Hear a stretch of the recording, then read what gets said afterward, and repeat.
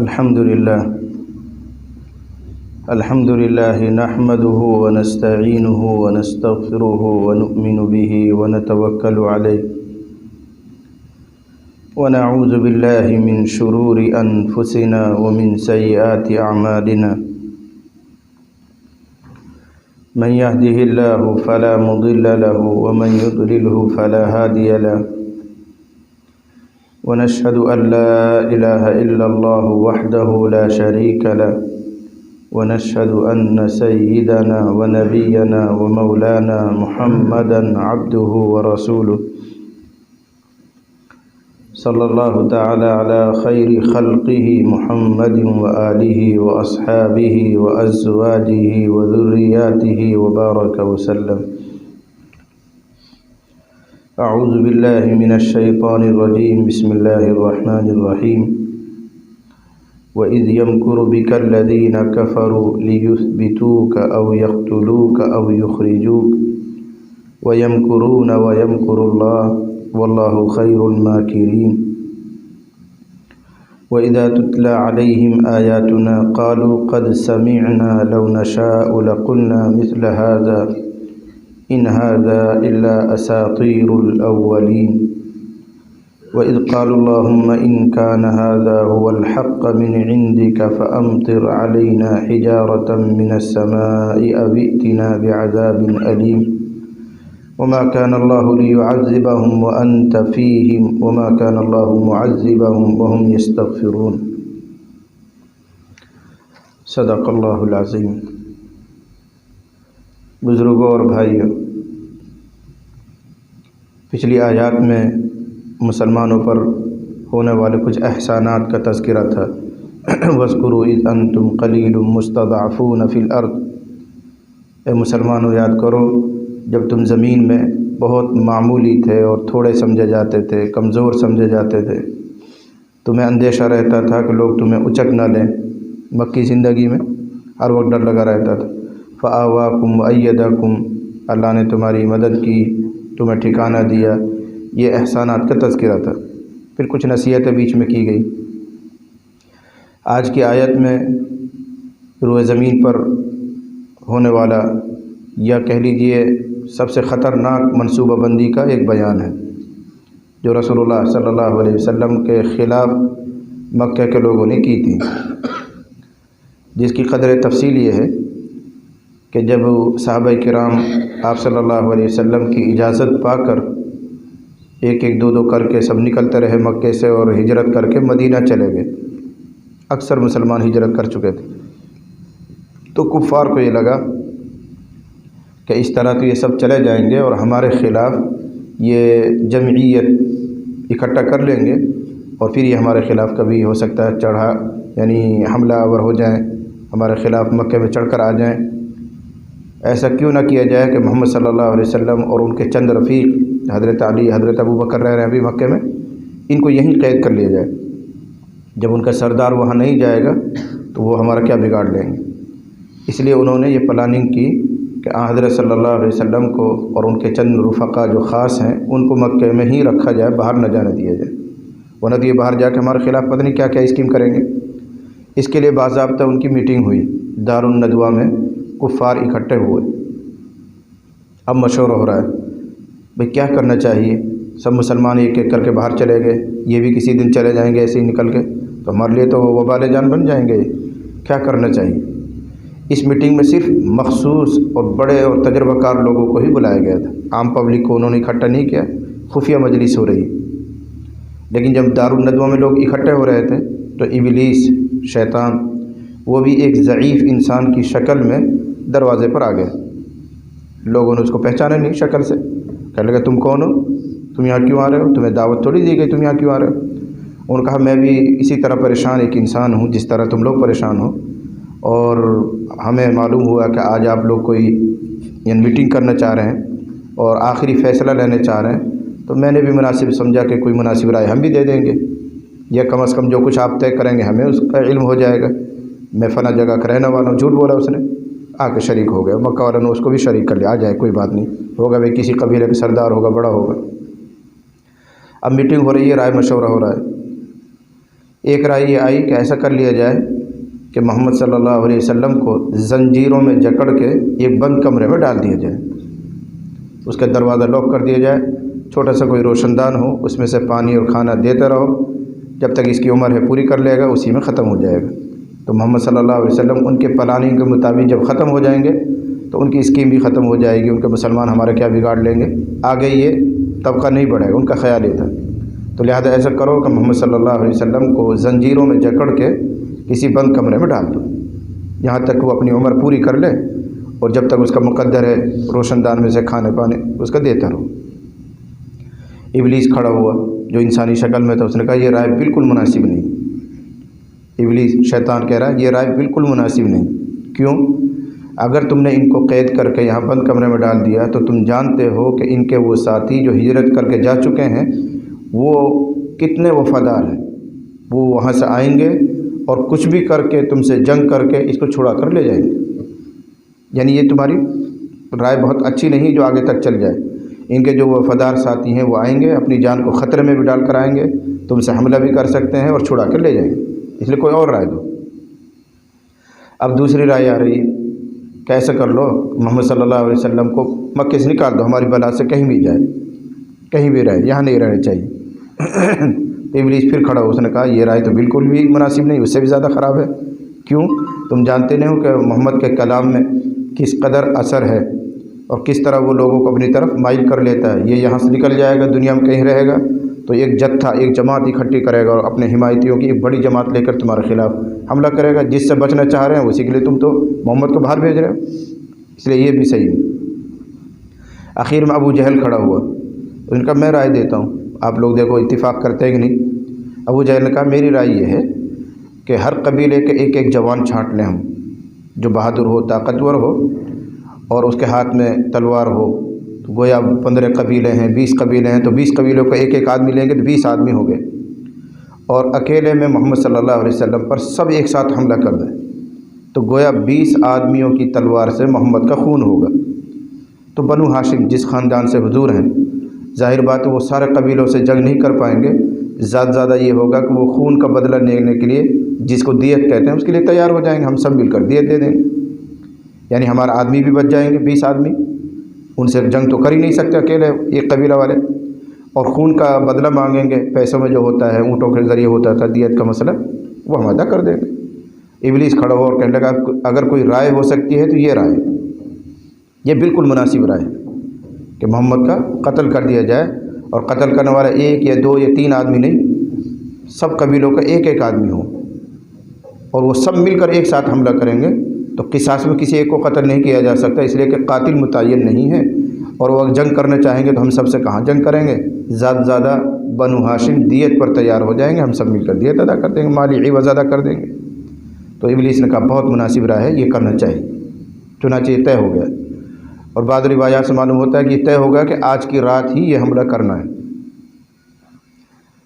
Meeting ختم ہو گئی، لوگ ادھر ادھر منتشر ہو گئے، جبرائیل امین آ گئے اور ساری پلاننگ حضرت محمد رسول اللہ صلی اللہ علیہ وسلم کو سنا دی کہ مکہ کے لوگوں نے، دشمنوں نے آپ کے خلاف آج ایسی سازش رچی ہے اور یہ فیصلہ کیا ہے، اور اللہ کا حکم یہ ہے کہ آپ یہاں سے ہجرت فرما جائیں، آج ہی آپ بھی نکل جائیں، اور اپنے بستر پر آپ حضرت علی کو لٹائیں۔ آج رات کو جس بستر پر حضور سوتے ہیں، جبرائیل فرما رہے ہیں اس بستر پر حضرت علی کو فرمائیں کہ وہ سوئیں گے آج، تاکہ مکہ والوں کو دھوکہ لگ رہا ہے کہ محمد اپنی چارپائی پہ ہے، اور اس موقع پر آپ مکے سے باہر نکل جائیے، اور کہیں جا کر آپ کو چھپنا ہے، غار ثور کا تذکر آئے گا بھی، وہاں آپ کو جا کے چھپ جانا ہے۔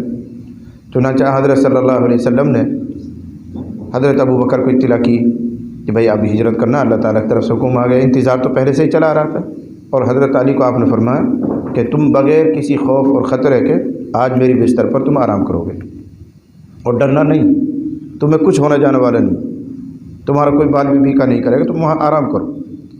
حضرت علی کا ایمان دیکھو، چادر تان کے بے فکری سے سوئے، جو قتل کی رات ہے، جہاں ڈر ہے کہ کب حملہ ہو جائے اور کب خون بہا دیا جائے، لیکن حضور کے بستر پر حضور کی چادر تان کر وہ سو رہے ہیں، اور خراٹے کی نیند لے کے سو رہے ہیں، اس لیے کہ ان کو رسول اللہ کی بات پر پختہ یقین ہے کہ رسول اللہ نے فرمایا تمہارا کچھ نہیں ہوگا تو نہیں ہوگا، یہی تو ایمان بالغیب تھا، ورنہ کتنا ہی وفادار آدمی ہو، کم سے کم اتنا تو ہوتا کہ نیند غائب ہو جاتی، پڑے دیکھتے رہتے، پتہ نہیں کیا ہوگا، رات میں کیا ہوگا، کب آ رہے دشمن، کب تلوار چلیں، ڈرا رہتا۔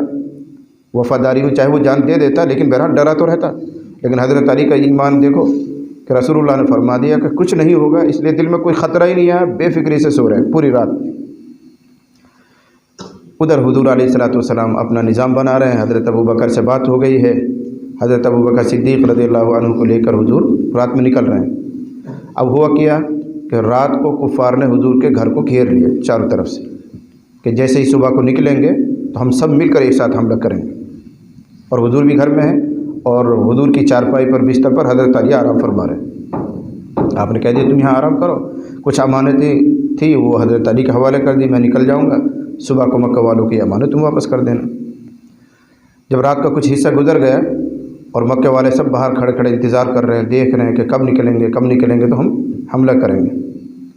روایات سے معلوم ہوتا ہے جب رات کا ایک حصہ گزرا تو حضرت صلی اللہ علیہ وسلم اپنے گھر سے نکلے، ایک مٹھی میں آپ نے ریت لی اور شاہت الوجوہ کہہ کر آپ نے مٹھی ایسے پھینکی تو ہر ایک کی آنکھ میں دھول چلی گئی، ہر ایک آنکھوں کو ملنے لگا، اور پڑھتے ہوئے نکلے وَجَعَلْنَا مِن بَيْنِ أَيْدِيهِمْ سَدًّا وَمِن خَلْفِهِمْ سَدًّا فَأَغْشَيْنَاهُمْ فَهُمْ لَا يُبْصِرُونَ، سورہ یاسین میں ہے، آئے گا انشاءاللہ۔ تو یہ پڑھتے پڑھتے آپ نکل گئے اور کفار مکہ اپنی آنکھوں کو ملتے رہے، بیٹھ بیٹھے انتظار کرتے رہے، حضور ان کے بیچ میں سے نکل گئے، ان کو پتہ بھی نہیں چلا۔ جب تھوڑی دور چلے گئے حضور حضرت ابوبکر کے مکان کی طرف، تو ایک نے آ کر بھی کہا کس لیے بیٹھو تم لوگ؟ محمد کے انتظار میں بیٹھے ہیں، تمہیں پتہ ہی نہیں چلا، محمد تو نکل کے بھی چلے گئے۔ اور ہم کہا کیسی بیوقوفی کی بات کر رہے ہیں؟ تو سب نے دیوار سے چڑھ چڑھ کے دیکھا تو چارپائی پہ ایک آدمی لیٹا ہوا ہے، حضرت علی لیٹے، انہوں نے کہا بیوقوف کہیں کہ جھوٹ بولتا ہے، دیکھو محمد تو وہ لیٹا ہوا ہے، محمد تو چارپائی پہ ہے۔ اس کی بات پر انہوں نے دھیان نہیں دیا، یہ سمجھا کہ یہ بیوقوف بنا رہا ہمیں، اور پوری رات پھر وہیں کھڑے رہے، انتظار کرتے رہے۔ لیکن جب کافی وقت ہو گیا اور صبح ہونے والی ہے، اجالا پھیل رہا ہے، انہوں نے سمجھا یار ہمارا پروگرام خراب نہ ہو جائے، محمد باہر ہی نہیں نکل رہے ہیں۔ بعد روایت معلوم ہوتا ہے کہ ابلیس آیا، اس نے کہا تم جس کے انتظار میں بیٹھے ہو وہ تو چلا بھی گیا۔ انہوں نے کہا نہیں آدمی سو رہا ہوں، جا کے دیکھو کوئی اور ہے۔ تو گئے، چادر کھینچی تو حضرت علی تھے۔ کہاں ہے محمد؟ بھائی مجھے نہیں معلوم کہاں ہے محمد، جو تم دیکھ رہے ہو وہ تو یہ ہے، یعنی حضرت علی تو یہ ہے، مجھے کیا معلوم محمد صلی اللہ علیہ وسلم کہاں ہے۔ تو اللہ تعالیٰ نے اس طرح ان کی حفاظت فرمائی، اور حضرت ابوبکر صدیق کے ساتھ آپ نکل گئے اور غار ثور میں جا کر آپ 3 دن تک چھپے رہے۔ یہ ہجرت کی ایک لمبی داستان ہے۔ پھر 3 دن کے بعد آپ نے وہاں سے ہجرت کا اگلا سفر شروع فرمایا مدینہ منورہ کے لیے۔ اس کا اختصار یہاں اس آیت میں ہے، اے محمد صلی اللہ علیہ وسلم، یاد کرنے کے قابل ہے وہ وقت بھی جب سارے لوگ مل کر آپ کے خلاف سازش کر رہے تھے، تدبیر کر رہے تھے، اور اللہ بھی آپ کو بچانے کی ایک تدبیر کر رہا تھا۔ اور اللہ کی تدبیر سب سے بہتر ہوتی ہے، لوگ سب مل کر پلاننگ کریں لیکن اللہ کا ایک اشارہ ہو جائے تو ساری پلاننگ خاک میں مل جاتی ہے۔ یہاں اللہ تعالیٰ نے دکھایا کہ اگر سارا جہاں بھی مخالف ہو جائے اور اگر اللہ کی حمایت کسی کے ساتھ ہے تو سب مل کر اس کا کچھ نہیں بگاڑ سکتے۔ سارے کفار کے بیچ میں سے محمد رسول اللہ باہر نکل گئے اور ان کو پتہ بھی نہیں چلا کب نکل کر چلے۔ وَإِذْ يَمْكُرُ بِكَ الَّذِينَ كَفَرُوا، وہ وقت قابل ذکر ہے جب آپ کے بارے میں، بِكَ آپ کے بارے میں، کافر لوگ یمکرو فریب کر رہے تھے، تدبیر کر رہے تھے، آپ کے خلاف سازش کر رہے تھے۔ کیا سازش ہو رہی تھی؟ لیُثبِتُوکَ، کہ وہ آپ کو قید کر دیں، زنجیروں میں جکڑ کے ڈال دیں، او یقتلوک، یا آپ کو قتل کر دیں، ابو جہل نے رائے دی تھی، او یخرجوک، یا آپ کو شہر سے باہر نکال دیں۔ یہ 3 رائے آئی تھی، ان 3 میں سے قتل والی رائے کو منظوری دی انہوں نے کہ قتل کر دیا جائے۔ وَيَمْكُرُونَ، وہ آپ کے خلاف تدبیریں کر رہے تھے، وَيَمْكُرُ اللَّهُ، اللہ اپنی تدبیر کر رہا تھا، اللہ اپنا نظام بنا رہا ہے کہ مجھے اپنے حبیب کو کیسے بچانا ہے، کیا ترکیب نکالنی، تو اللہ تعالیٰ کی تدبیر بڑی ہوتی ہے۔ وَاللَّهُ خَيْرُ الْمَاكِرِينَ، اور اللہ تعالیٰ تدبیر کرنے والوں میں سب سے بہتر ہے، سب سے بہتر تدبیر اللہ کی ہوتی ہے، اللہ نے بچایا آپ کو۔ اب اس اندازہ کیجئے کہ جن مکہ والوں میں آپ پیدا ہوئے ہیں، جو کسی نہ کسی طریقے سے آپ کے رشتہ دار بھی ہوتے ہیں، چاہے قریب کے یا دور کے، ابو جہل تو قریب کا ہی رشتہ دار تھا، لیکن دین کی جب دعوت دی گئی اس کی وجہ سے وہ سب دشمن ہوئے۔ وہ کیوں دشمن ہو گئے؟ ان کی طبعی خباثت کی وجہ سے، اندر ان کا ناپاک تھا۔ اس کی دوسری مثال کہ اللہ تعالیٰ کی جس طرح آیات اترتی ہیں وہ ایک دم پاک اور صاف ہوتی ہیں، لیکن ان دشمنان دین کے لیے ان پاک آیات سے بھی کوئی فائدہ نہیں ہوتا، اسی طرح ان کو محمد الرسول اللہ کی ذات سے بھی کوئی فائدہ نہیں ہوتا۔ وَإِذَا تُتْلَىٰ عَلَيْهِمْ آيَاتُنَا میں یہ مضمون، تو ان کے اندرونی خباثتی ان کو لے کر ڈوبی ہے، ان کا ضمیر ہی خراب ہو چکا تھا، اس لیے قرآن کے نزول سے یا محمد الرسول اللہ کی ذات سے، ان کے اخلاق سے ان کو کوئی فائدہ نہیں ہوا۔ میں نے بہت پہلے ایک مثال دی تھی، اگر کسی آدمی کا معدہ ہی خراب ہو جائے، اب چاہے وہ مقویات کھائے، کوئی اور چیز کھائے، کوئی فائدہ نہیں ہوتا، بلکہ معدہ اور بگڑتا چلا جاتا ہے، آدمی اور مرض کے اندر مبتلا ہو جاتا ہے، ہلاکت کے قریب پہنچ جاتا ہے۔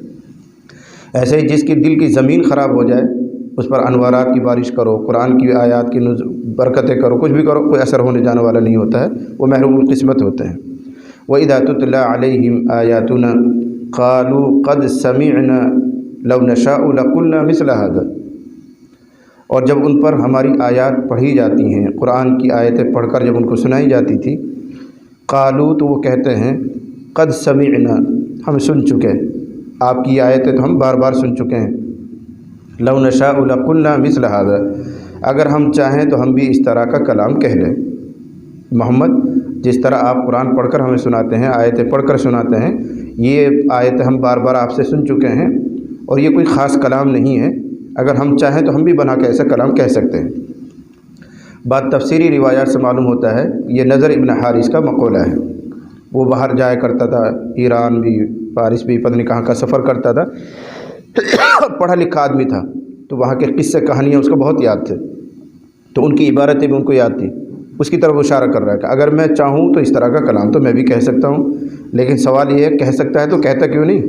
قرآن کا چیلنج تو آج تک بھی باقی ہے، قرآن کا چیلنج تو آج تک بھی باقی ہے کہ اگر یہ قرآن اللہ کا کلام نہیں ہے، انسان کا کلام ہے، تو اے انسانوں تم سب مل کر اس جیسی ایک آیت، اس جیسی ایک صورت بنا لاؤ۔ بار بار چیلنج ہے قرآن کریم میں، تو آج تک کسی نے اس کا جواب ہی نہیں دیا، تو صرف دعوت تھا کہ اگر ہم چاہیں تو قرآن جیسی عبارت ہم بھی بنا لیں، اس جیسا کلام ہم بھی کہہ لیں، تو کہتے کیوں نہیں؟ یوں تو کہنے کو کوئی کچھ بھی کہے، لیکن کہو، جب پتہ چلے گا، مقابلہ کریں گے، دونوں کلام میں فرق پتہ چل جائے گا۔ وَإِذَا تُتْلَى عَلَيْهِمْ، اور جب پڑھی جاتی ہے ان پر ہماری آیات، تو کہتے ہیں قد سمعنا، ہم سن چکے، بار بار سن چکے آپ کی یہ باتیں، تو لو نشاء لقلنا مثل هذا، اگر ہم چاہیں تو اس جیسا تو ہم بھی کہہ سکتے ہیں، کہہ لیں گے۔ ان هذا الا اساطیر الاولین، یہ کلام جو قرآن پڑھ کر آپ سناتے ہیں، یہ تو صرف پہلے لوگوں کی نقل شدہ باتیں ہیں، پہلے سے چلی آ رہے ہیں ایسی باتیں، تو وہی آپ کہہ رہے ہیں، کون سی نئی بات کہہ رہے ہیں؟ یہ بیان چل رہا ہے اس کا، ان کی اندرونی خباثت کا۔ دیکھو قرآن، اس کی آیات کتنی معجز ہیں، اعجاز والی ہیں، برکات والی ہیں، لیکن ان سے ان کو کوئی فائدہ نہیں ہوا۔ دوسری مثال ان کے اندرونی خباثت کی، وَإِذْ قَالُوا اللَّهُمَّ إِنْ كَانَ هَذَا هُوَ الْحَقَّ مِنْ عِنْدِكَ فَأَمْطِرْ عَلَيْنَا حِجَارَةً مِنَ السَّمَاءِ، وہ وقت بھی قابل ذکر ہے جب انہوں نے دعا کی، قالو کہا انہوں نے، جب انہوں نے مل کر یہ دعا کی، اے اللہ اگر یہ دین اور یہ قرآن سچا ہے اور آپ کے یہاں سے اترا ہے، فَأَمْطِرْ عَلَيْنَا، تو ہم پر آسمان سے پتھر برسا دے، یا ہمارے اوپر کوئی اور دردناک عذاب ڈال دے۔ حالانکہ ہونا کیا چاہیے تھا، اے اللہ اگر یہ دین برحق ہے، یہ قرآن سچا ہے، محمد تیرا پیغمبر ہے، تو اے اللہ ہمیں اس کی طرف ہدایت دے دے، ہماری طبیعت کو اس کی طرف مائل کر دے، یوں دعا ہونی چاہیے، لیکن دعا کیا کر رہے ہیں، اگر یہ دین سچا ہے تو ہمارے اوپر آسمان سے پتھر برسا دے۔ حضرت عبداللہ ابن عباس غالباً رضی اللہ عنہ، ان کی ملاقات ہوئی یمن کے ایک آدمی سے، اور 22 پارے میں تذکر آئے گا کہ یمن میں حکومت تھی قوم سبا پر ایک عورت کی، لقد کان لسبأ فی مسکنہم آیہ، تو وہاں ایک عورت کی حکومت تھی، یمن کے ایک آدمی سے ملاقات ہو رہی ہے، تو حضرت ابن عباس رضی اللہ عنہما نے فرمایا، تمہاری قوم کتنی بیوقوف تھی کہ انہوں نے ایک عورت کو اپنا سردار بنایا تھا، اپنا بادشاہ ایک عورت کو بنایا تھا، کتنے ناسمجھ تھے۔ یہ بات کی بات ہے، وہ حکومت پہلے کر چکی ہیں، اب تو قرآن اتر رہا ہے، اس نے یہ حقیقت کھولی تھی کہ ایسا ایسا ہوا تھا، تو وہاں کا کوئی آدمی رہا ہوگا، اس سے حضرت ابن عباس فرما رہے تمہاری قوم، پچھلے لوگ کتنے نادان تھے کہ ایک عورت کو انہوں نے بادشاہ بنائے رکھا، اپنے سروں پر اس کو بٹھائے رکھا۔ تو یمن کا آدمی کہنے لگا، حضرت معاف کیجئے، آپ کی قوم تو ان سے بھی زیادہ بیوقوف ہے، آپ کی قوم تو ان سے بھی زیادہ بیوقوف ہے۔ تو حضرت ابن عباس چوکے، کیوں؟ کہنے لگے انہوں نے کیا دعا کی تھی کہ اگر محمد برحق ہے تو ہمارے اوپر آسمان سے پتھر برسائیے، حالانکہ یوں کہنا چاہیے تھا، اللہ اگر محمد برحق ہے تو ہمیں ہدایت دے دیجیے۔ تو آپ کی قوم تو ان سے بھی زیادہ بیوقوف ہے، جن کو دعا کرنے کا سلیقہ بھی نہیں تھا، دعا کیا کرنی چاہیے۔ لیکن وہی جب طبیعت خراب ہو جاتی ہے، اندر خراب ہو جاتا ہے، تو وہ سیدھا نہیں سوچتا، الٹا سوچتا ہے۔ تو یہاں الٹا سوچ رہا ہے کہ اگر دین حق یہ دین اسلام برحق ہے تو ہم کو ہلاک کر دیجیے، یوں کہہ رہے ہیں۔ ہونا ہی چاہیے اللہ اگر یہ دین سچا ہے، آپ کا اتارا ہوا ہے، تو ہماری طبیعتوں کو اس کی طرف مائل کر دیجیے، ہمارے دل کو اس کی طرف موڑ دیجیے، ہمیں ہدایت دے دیجیے، فاہدنا الیہ، ہمیں اس کی طرف موڑ دیجیے، ہدایت دعا ہونی چاہیے، لیکن الٹا دعا کر رہے تھے۔ وَإِذْ قَالُوا، وہ وقت بھی قابل ذکر ہے جب انہوں نے کہا اللہم، اے اللہ، ان کان ھذا ھو الحق، اگر یہ سچ ہے، اگر یہی برحق ہے، یہ تاکید آ رہی ضمیر اس کی وجہ سے ترجمہ کریں گے، اگر یہ حق ہے من عندک، آپ کے طرف سے ہی ہے قرآن اور اسلام اور محمد، فامطر علینا حجارۃ من السماء، تو ہمارے اوپر آسمان سے پتھر برسا دیجیے، او ائتنا بعذاب علیم، یا ہمارے اوپر کوئی اور دردناک عذاب لے آئیے، اتار دیجیے، کچھ بھی کر دیجیے، ہم ہلاک کر دیجیے، بجائے اس کے کہ ہمیں ہدایت دے دیجیے۔ اب سوال یہ ہوتا ہے کہ جب وہ خود ہی مانگ رہے ہیں، کعبہ کے سائے میں یہ دعا کر رہے ہیں، تو اللہ نے ان کو ہلاک کیوں نہیں کیا؟ کر دینا چاہیے تھا، جب خود ہی اپنی ہلاکت مانگ رہے ہیں، رسول اللہ کے دشمن، دین اسلام کے دشمن، باغی ہیں، اور پھر خود ہی اپنی تباہی کی بد دعا کر رہے ہیں، تو کیوں نہیں ہو گیا؟ اس کا جواب وما كان الله ليعذبهم وانت فيهم وما كان الله معذبهم وهم يستغفرون، اور اللہ نہیں تھا کہ ان کو عذاب دے، یعنی اللہ ان کو عذاب نہیں دے سکتا، کیوں؟ اس حال میں کہ آپ ان کے درمیان موجود ہوں، وانت فیہم، مطلب یہ ہے کہ پیغمبر کی موجودگی میں کسی قوم پر کبھی عذاب نہیں آتا ہے۔ آپ مکے میں موجود ہیں، آپ کے ہوتے ہوئے مکہ والوں پر آسمانی کوئی عذاب نہیں آ سکتا، پہلے بھی نہیں آیا ہے، اب بھی نہیں آیا، یہ عادت اللہ کے خلاف۔ ہاں، جب کسی قوم پر عذاب نازل کرنا ہوتا ہے تو اللہ تعالیٰ پیغمبروں کو اور ان کے ساتھیوں کو پہلے وہاں سے نکلواتا ہے، ان سے کہتا ہے تم یہاں سے جاؤ، ہجرت کرو، اس کے بعد عذاب آتا ہے۔ تو اللہ ان کو عذاب نہیں دے سکتا مکہ والوں کو اس حال میں کہ آپ ان کے درمیان موجود ہوں، آپ کی موجودگی میں مکہ والوں پر عذاب نہیں آئے گا، گویا آپ قلعہ ہیں، آپ ان کے لیے حفاظت ہیں، پناہ ہیں، جب آپ موجود ہیں تو اللہ ان کو عذاب نہیں دے گا۔ دوسری شکل یہ ہوتی ہے اللہ ان کو کیوں کر عذاب دے گا؟ جبکہ وہ استغفار کر رہے ہیں، وہم مستغفرون وہم یستغفرون، اور وہ استغفار کرتے ہیں۔ ابن عباس رضی اللہ عنہما نے اس کی تفسیر یہ کی کہ مکہ والے کفر کے باوجود، شرک کے باوجود جب طواف کرتے تھے تو وہ دعا کرتے رہتے تھے، غفرانک غفرانک، اے اللہ تیری مغفرت چاہتے ہیں، اے اللہ تیری مغفرت چاہتے ہیں، اے اللہ تیری مغفرت چاہتے ہیں، یعنی استغفار کرتے تھے۔ اور اللہ کی عادت یہ ہے کہ جب کوئی قوم انفرادی یا اجتماعی طور پر استغفار کرتی ہے، اللہ اس کو اجتماعی عذاب میں مبتلا نہیں کرتا ہے۔ تو دو باتیں ہو گئی، ایک تو رسول اللہ کی موجودگی، دوسرے وہ کسی نہ کسی درجے میں استغفار کرتے ہیں۔ اسی وجہ سے علماء نے لکھا ہے کہ امت محمدیہ کے تحفظ کے لیے دو ذریعہ تھے، ایک محمد رسول اللہ کی ذات، نمبر دو استغفار۔ اب رسول اللہ صلی اللہ علیہ وسلم دنیا سے پردہ فرما چکے ہیں، امت محمدیہ کے تحفظ کے لیے اب ایک ہی سامان ہے، استغفار۔ جب تک وہ استغفار کرتے رہیں گے اللہ تعالیٰ کی طرف سے اجتماعی پکڑ سے بچے رہیں گے، آسمانی اور زمینی جو عذاب آتے ہیں، گرفتاریاں ہوتی ہیں، پکڑ ہوتے ہیں، وہ اللہ تعالیٰ ان سے محفوظ رکھے گا جب تک امت استغفار کا اہتمام کرتی رہے گی۔ لیکن جتنی اہم چیز ہے استغفار، اتنا ہی کم ہوتا جا رہا ہے، لوگ استغفار کا اہتمام ہی نہیں کرتے۔ رسول اللہ صلی اللہ علیہ وسلم نے ارشاد فرمایا من لزم الاستغفار، جو بندہ استغفار کو لازم پکڑ لے، جو بندہ لازم کر لے استغفار کو، یعنی پابندی سے استغفار کرتا ہو، اللہ سے معافیہ مانگتا ہو، استغفار کی تسبیح پڑھتا ہو، تو اللہ تعالیٰ اس کو ہر تنگی سے نکلنے کی راہ پیدا کر دیتا ہے۔ ہر تنگی، اب تنگی گھر کی تنگی، دکان کی تنگی، یہ سب تنگی ہے، روزی کی تنگی، بلکہ آگے بڑھیں گے تو قبر کی تنگی، میدان محشر کی تنگی، بہت سی تنگیاں ہوتی ہیں، تو اللہ تعالیٰ ہر تنگی سے نکلنے کی راہ پیدا کر دے گا، ایک فائدہ۔ دوسرا، اللہ تعالیٰ ہر غم سے نجات عطا کرے گا، یہ حدیث کی بات ہے۔ اللہ تعالیٰ اس کو ہر غم اور ہر فکر، کبھی آدمی پر قرض آتا ہے، اس کا ایک ٹینشن ہے، کوئی معاملہ کر رہا ہے، بگڑتا جا رہا ہے، کیس ہو گیا، کوئی اور مسئلہ ہو گیا، یہ سب ٹینشن ہوتے ہیں، کبھی اولاد نافرمان ہو جاتی ہے، یہ سب کیا ہے؟ ہم۔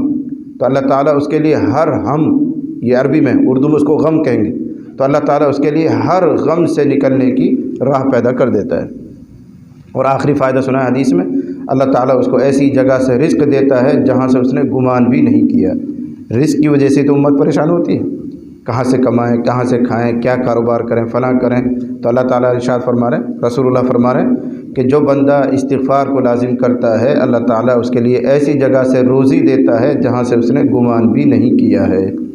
اور میں نے بہت پہلے آپ کو سنا ہوگا، یاد ہوگا، مسند احمد میں روایت ہے ایک صحابی رسول صلی اللہ علیہ وسلم قضاء حاجت کے لیے جنگل تشریف لے گئے۔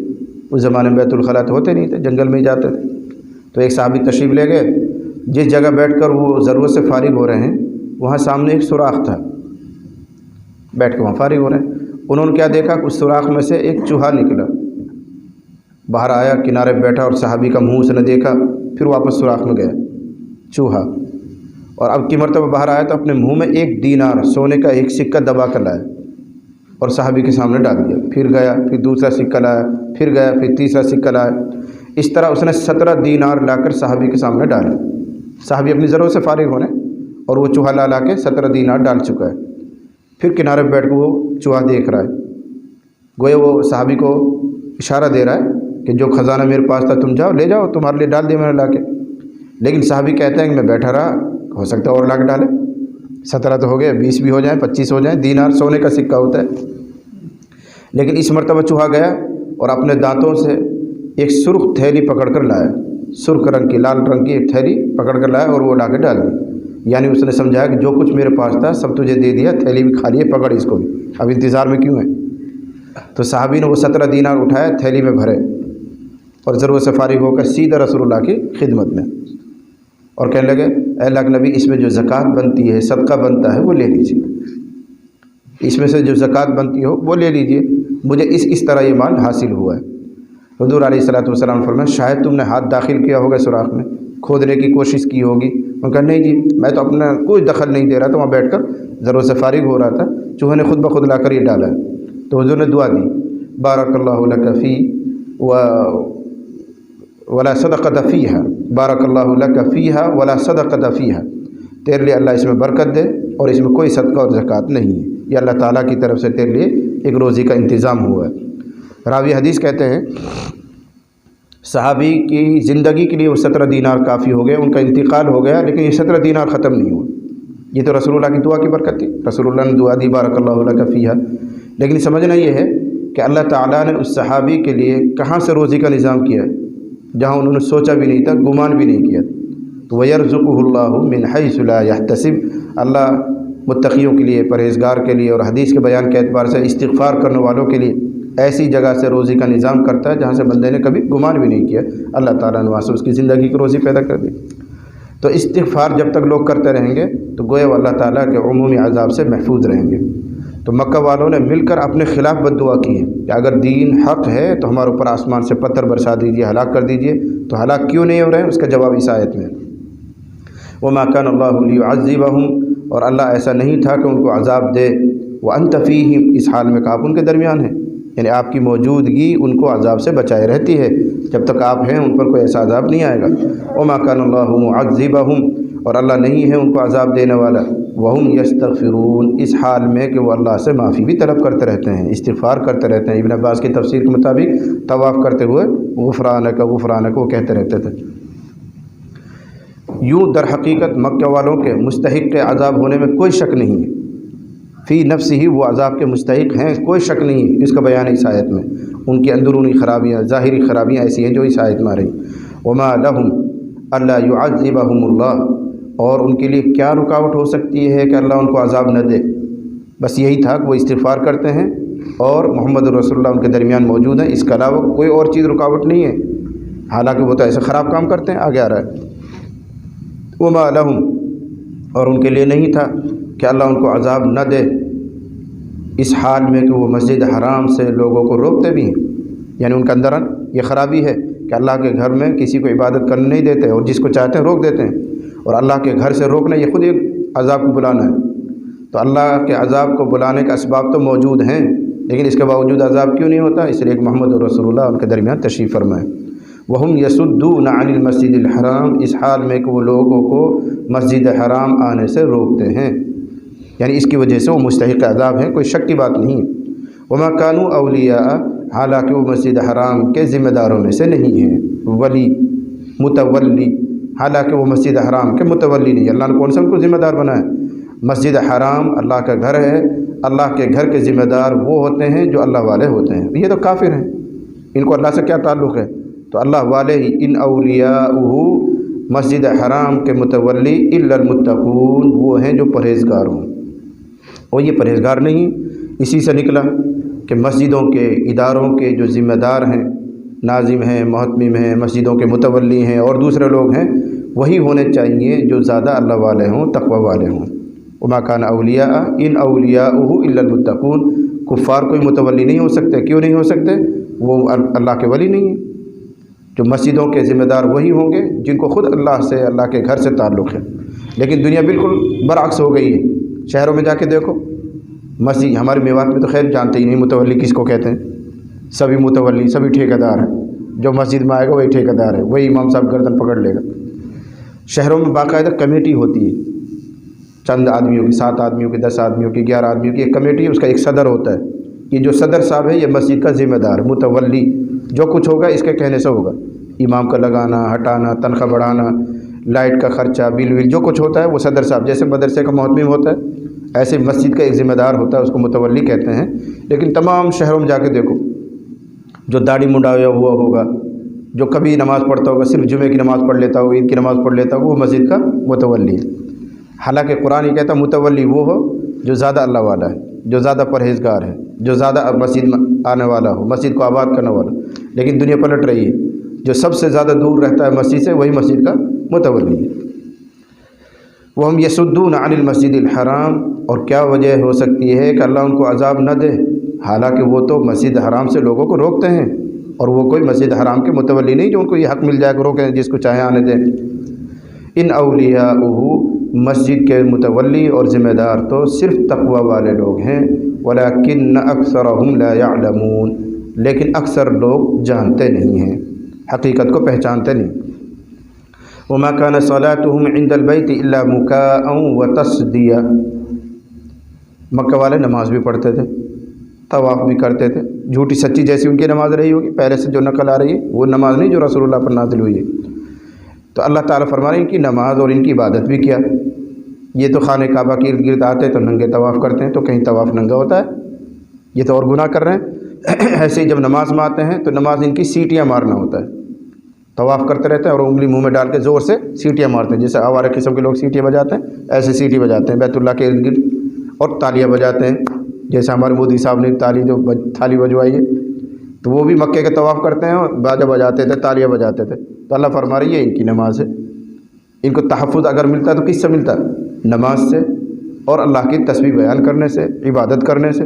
وہ اگر کر بھی رہے ہیں تو یہ کوئی نماز ہے؟ تالیاں بجاتے ہیں، سیٹیاں بجاتے ہیں، حقیقی نماز پڑھیں تو ان کو حفاظت مل سکتی ہے۔ تو اوپر کی آیت میں کیا کہا گیا کہ ایسی کوئی چیز نہیں ہے جو ان کو عذاب سے بچائے سوائے محمد الرسول اللہ کی ذات ان کے درمیان ہے، استغفار کرتے رہتے ہیں، اور عذاب کیوں نہ ہو، یہ تو عذاب کو مستحق ہیں اس لیے کہ یہ تو اللہ کے گھر سے لوگوں کو روکتے ہیں۔ رہا یہ مسئلہ کہ یہ تو نماز بھی پڑھتے ہیں، تو ان کی کوئی نماز ہے یہ نماز ان کو کیا بچائے گی؟ حقیقی نماز بچاتی ہے جس کو بچاتی ہے۔ وما كان صلاتهم عند البيت، اور ان کی نماز بیت اللہ کے پاس الا مکاء، صرف سیٹیاں مارنا، وتصدیۃ، تالی بجانا، یہ ان کا کام ہے۔ بیت اللہ کے ارد گرد آئیں گے، زور زور سے منہ میں انگلی ڈال کے سیٹی مارتے ہیں، جیسے بہت سے گواڑ ہوتے ہیں وہ سیٹی بجانے جانتے ہیں۔ وتصدیۃ، اور تالی بجانا، یہ ان کا عبادت ہے۔ فذوقوا العذاب بما کنتم تکفرون، کل قیامت میں جب ان کو عذاب ہوگا تو اللہ فرمائیں گے اب چکھو عذاب کو تمہارے کفر کے بسبب، بما کنتم تکفرون، اس وجہ سے کہ تم کفر کرتے۔ اس آیت کے ذیل میں حضرت تھانوی علیہ الرحمہ نے لکھا ہے کہ جو جاہل صوفیہ ہوتے تھے پرانے زمانے میں، وہ ان پر وجد طاری ہوتا تھا، اور وجد پر پھر وہ قوالیاں ہوتی تھی ان کے ہاں، پھر تاش بجائے جاتے تھے، تالیاں بجائی جاتی تھی۔ تو حضرت تھانوی علیہ الرحمہ نے اس آیت سے ان کا تردید کی ہے کہ تالی بجانا، وجد میں آ جانا، بے خبر ہو جانا، قوالیاں گانا، سب مردود عمل ہے، وہ اللہ کے یہاں مقبول نہیں ہے۔ ایسی تالی بجانا اور وجد میں آنا تو مکہ والے بھی کرتے تھے، خانہ کعبہ کے ارد گرد آ کے وجد میں آ گئے وہ، اور آ کے سیٹیاں مار رہے ہیں خوشی میں اور تالیاں بجا رہے ہیں، کام تو انہوں نے بھی کیا تھا۔ اب اگر کوئی آدمی وجد میں آ کر بے خبر ہو جائے اور اس طرح کے لایعنی کام کرے، غیر شرعی کام کرے، تو یہ مقبولیت کی دلیل نہیں ہے۔ آپ لوگ چونکہ خانقاہی باتوں سے اور کیا کہتے ہیں صوفیانہ باتوں سے بہت زیادہ واقفیت بھی نہیں رکھتے ہیں، اس لیے جلدی سے یہ اشارے سمجھ میں بھی نہیں آئیں گے، ورنہ جہاں صوفیہ کا دورہ رہا ہے پرانے لوگ جانتے ہیں اچھی طرح، ان کے خانقاہوں میں قوالیاں چلتی تھی، اور پھر جو سارنگی ہوتی ہے وہ بجائی جاتی، جیسے اجمیر میں جا کے دیکھو، آج بھی اجمیر میں مزار پہ لوگ بیٹھے رہتے ہیں، سب دوٹ منڈے رہتے ہیں، اور وہ تار وار سے لے کے اور سارنگی لے کے بیٹھ رہے بجاتے ہیں اور زور زور قوالیاں گاتے ہیں۔ اس کو وہ عبادت سمجھتے ہیں، اس کو وہ نیکی کا کام سمجھتے ہیں۔ حضرت تھانوی اس پر رد کرتے ہیں کہ خانقاہوں میں اگر یہ کام ہوتا تھا، یہ تردید ہے، جہالت کا کام ہے، اس کا دین سے کوئی تعلق نہیں۔ وما كان صلاتهم، اور ان لوگوں کی نماز بیت اللہ کے پاس صرف سیٹیاں مارنا اور تالی بجانا ہوتا تھا۔ فذوقوا العذاب بما كنتم تکفرون، پس اے کافرو عذاب چکھو تمہارے کفر کے بسبب۔ ان الذين كفروا ينفقون اموالهم ليصدوا عن سبيل الله فسينفقونها ثم تكون عليهم حسرة ثم يغلبون۔ یاد ہوگا آپ کو، اصل تذکرہ بدر کا چل رہا ہے، اس کی پھر تمہید شروع ہو رہی۔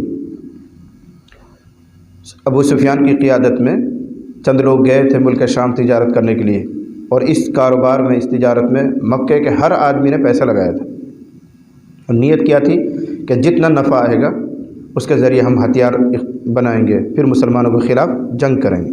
تو مال اور سرمایہ انہوں نے خرچ کیا تھا، تجارت میں لگایا تھا، نیت یہ تھی کہ اسلام کو مٹائیں گے، اس کے ذریعے ہتھیار بنائیں گے۔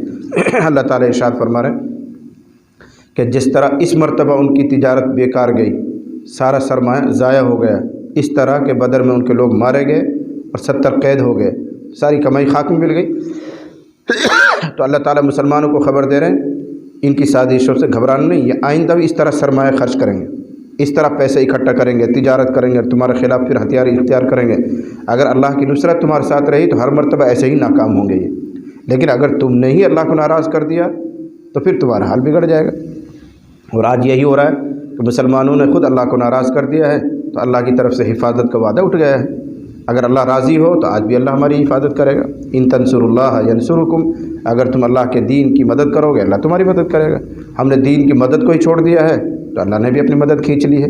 اور دین کی مدد کا پہلا مرحلہ یہ ہے کہ آدمی دین پر مکمل طور پر عمل کرے۔ سب لوگوں نے اپنے پہلے نمبر کو ہی چھوڑ رکھا ہے، پھر اس کی نشر و اشاعت کرنا، جہاد میں جانا، فلاں جانا، یہ اور اوپر کے نمبر ہیں۔ جب پہلے نمبر ہی پورا نہیں ہو رہا تو آگے تو کیا کریں گے؟ تو اللہ تعالیٰ نے مسلمانوں سے جو نصرت کا وعدہ کیا ہے وہ اس شرط کے ساتھ کہ لوگ اپنے دین کو سنبھالے رہیں، خود دین پر عمل کرتے رہیں۔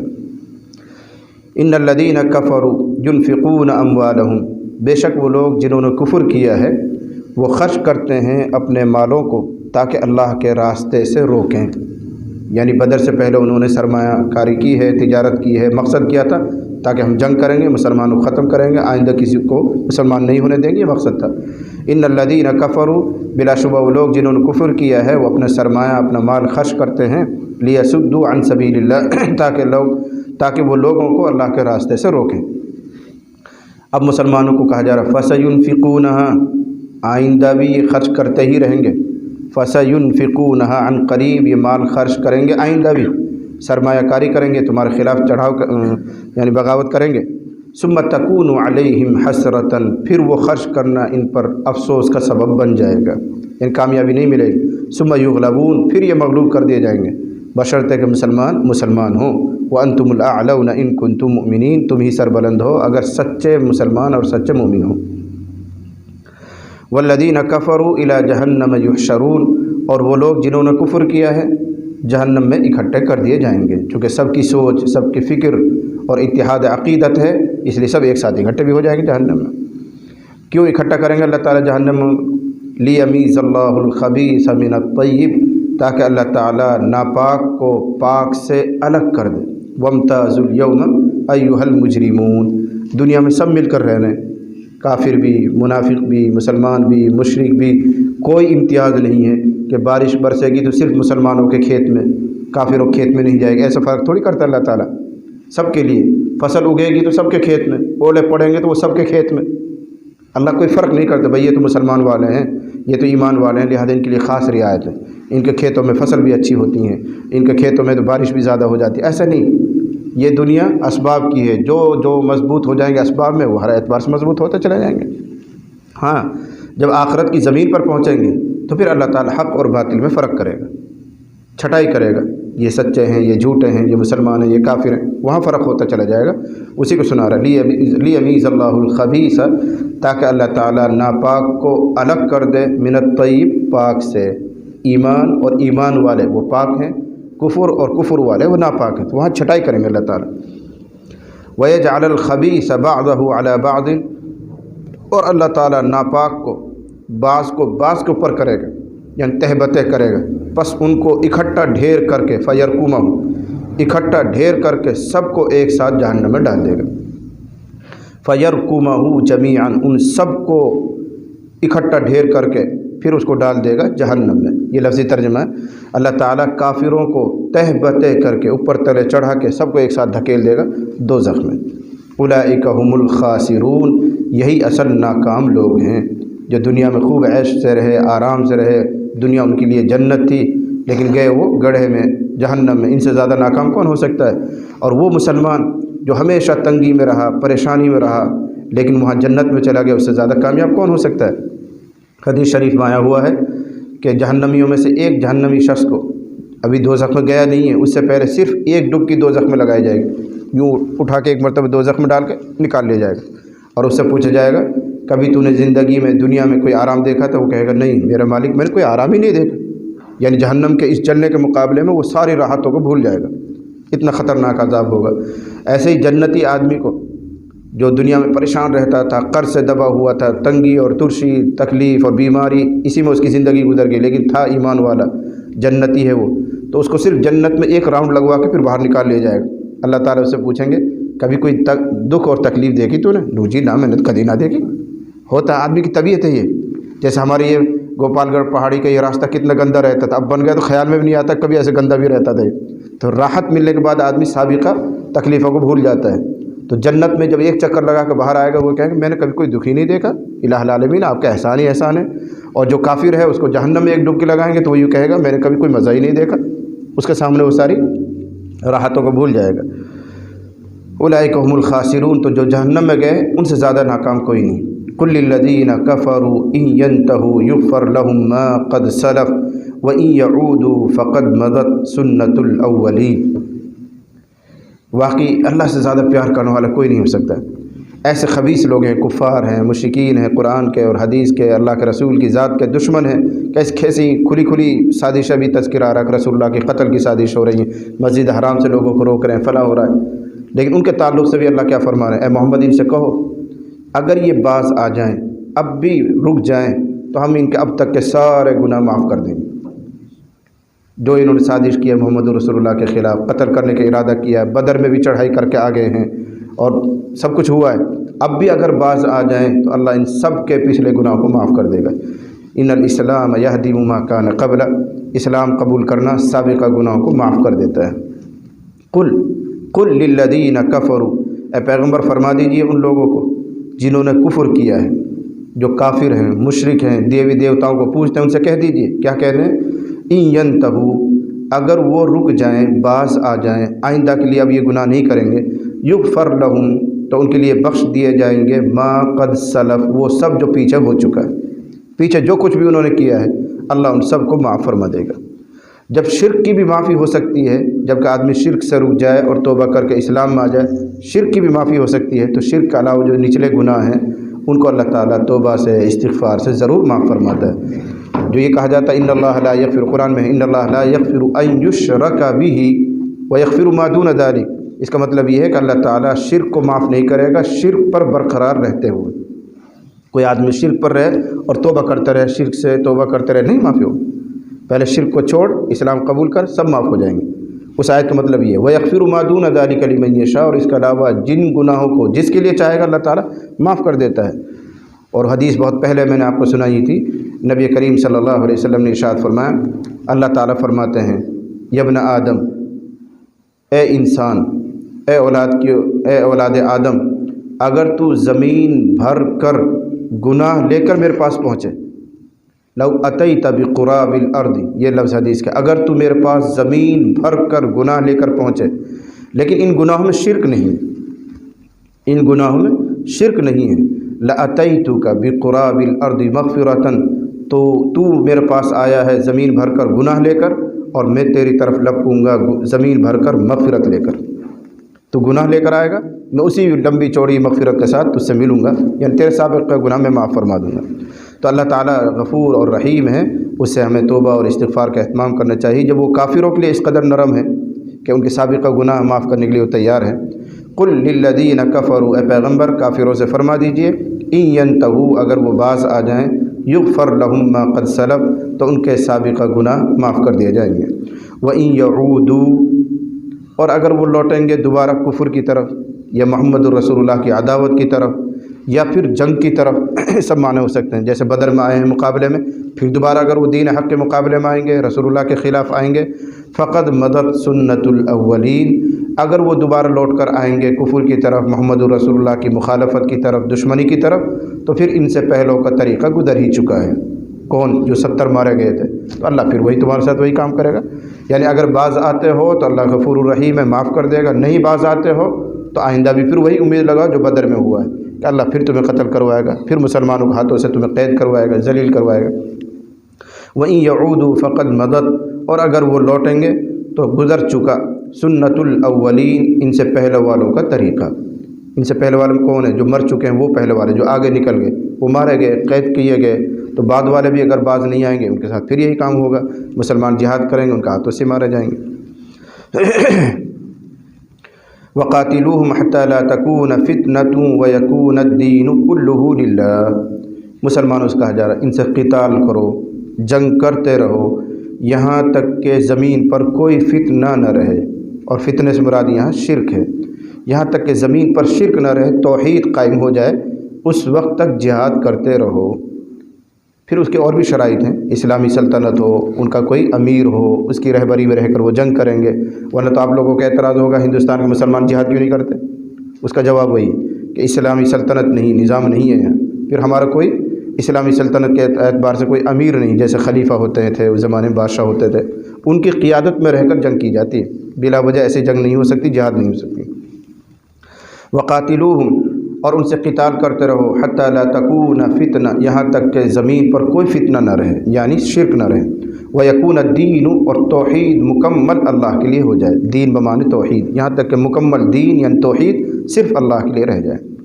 فَإِنِ انْتَهَوْا، بس اگر وہ باز آ جائیں، فَإِنَّ اللَّهَ بِمَا يَعْمَلُونَ بَصِيرٌ، تو اللہ تعالیٰ ان کے کاموں کو اچھی طرح دیکھ رہا ہے، جانتا ہے۔ باز آ گئے تو جہاد سے رک جانا، نہیں باز آتے تو قتال کرتے رہو۔ وَإِن تَوَلَّوْا، اور اگر وہ روگردانی کریں، باز ہی نہیں آتے ہیں، فَاعْلَمُوا، تو اے مسلمانوں یاد رکھو، ان اللہ مولاکم، اللہ تمہارا کارساز ہے، اللہ ہی تمہاری بات بنانے والا ہے، نعم المولا، وہ بہترین کارساز ہے، ونعم النصیر، اور بہترین مددگار ہے۔ اللہ تعالی ہم سب کو سمجھنے کی اور عمل کی توفیق عطا فرمائے۔